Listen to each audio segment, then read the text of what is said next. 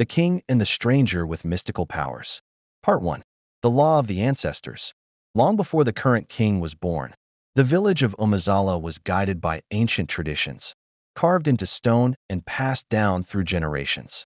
One such tradition was sacred: a king must always marry a maiden of the land. The ancestors had decreed it.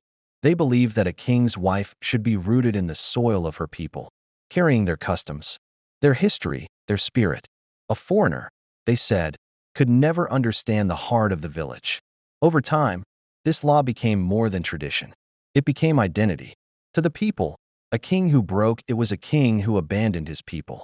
But destiny has a way of mocking the laws of men.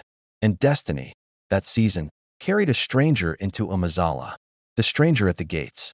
King Obiora was a man both feared and loved. At 35, he had ruled the village of Umezawa for nearly 2 decades.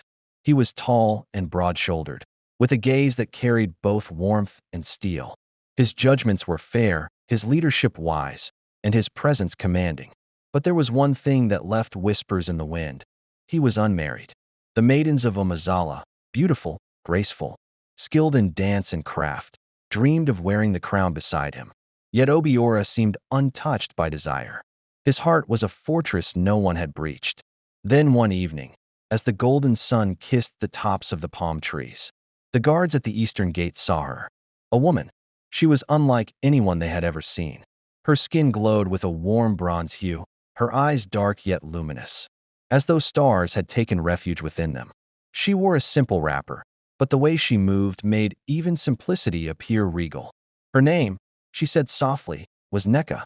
She had come from afar, seeking refuge in Umezawa. The guards exchanged uneasy glances. Strangers rarely entered the village unannounced. Yet something about her silenced their suspicion.